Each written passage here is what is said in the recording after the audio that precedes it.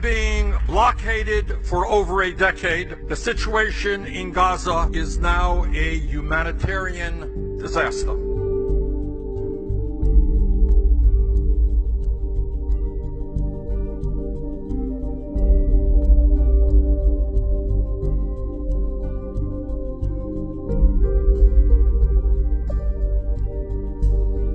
There is an increasing gap in the story that Israel tells itself about what it's doing vis-a-vis Palestinians and the story that the rest of the world tells, and Gaza is that gap. A 2012 UN report predicted that if current trends continued, Gaza would become unlivable. A follow-up report last year said that day might have already come. According to the Israeli human rights group B'Tselem, the coastal aquifer, which Gaza relies on as its primary water source, has been polluted by overpumping and wastewater contamination. As a result, 96% of the water pumped from the aquifer and supplied for domestic use in Gaza is unsafe to drink. According to Oxfam, this water pollution is among the factors causing a dramatic increase in kidney problems among Gaza's residents. Gaza was cut off of the world. The social, economic, political problems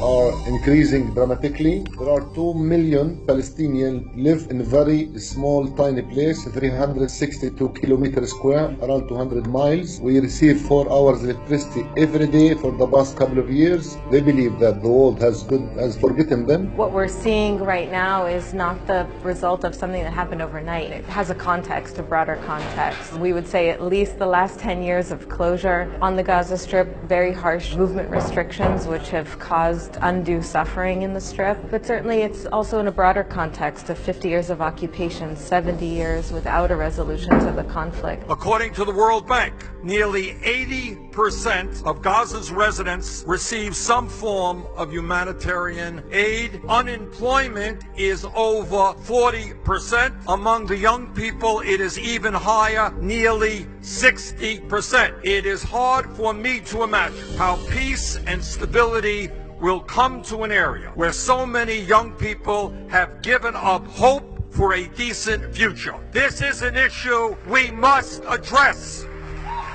As long as the Israeli government will not suggest a true alternative and for a solution that will remove the siege over Gaza, we will only see these kind of escalations over and over again. People in Israel think that in order to maintain their security and their safety, they have to maintain the occupation, and that is the first misunderstanding that there is about this. The safety and the security of the people of Israel will only be achieved fully by ending the occupation and reaching a peace treaty. I don't know about the rest of the world. I'm kind of sick of having to go into war every couple of years. The Gaza Strip has been controlled by Israel from '67, and even though we dismantled settlements, we still control the borders, registry of population, goods that come in and out. Earlier this year, Israeli security officials warned that the humanitarian crisis in Gaza increases the chance of incidents at the border fence turning deadly. Israeli security officials also believe conditions in Gaza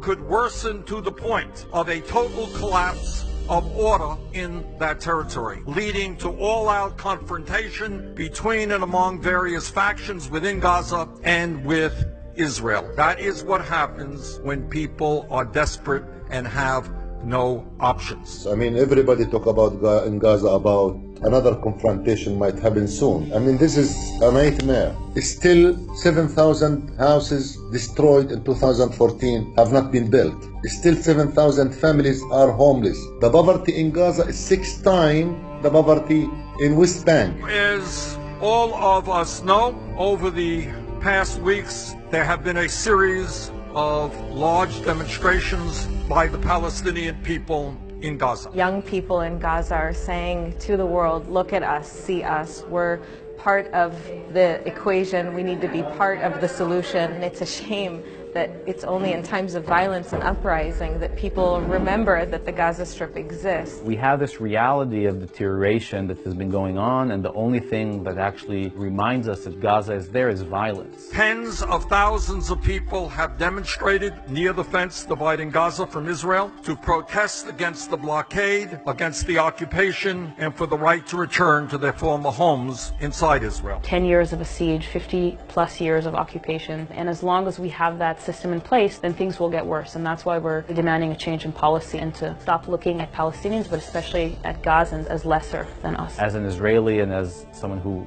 believes firmly in my right to self-determination, I would also demand Palestinians will have those same rights. Israeli forces were commanded to respond by opening fire on the crowd with a combination of live ammunition and rubber-coated bullets. The Israeli army, they want to prevent this protest to continue, so they want to make it difficult and too costly for the Palestinians to continue. Over the past several weeks, over 30 Palestinians have been killed, including a journalist who was clearly identified, and well over 1,000 demonstrators have been injured. They're just demanding the most human basic thing, to be free of the siege, to be free of the poverty, to be free of the diseases that are in the streets of Gaza. And we support the people of Gaza in their fight for freedom. And we oppose what is going on with the Israeli military shooting unarmed protesters. The Netanyahu administration, like the Trump administration, they think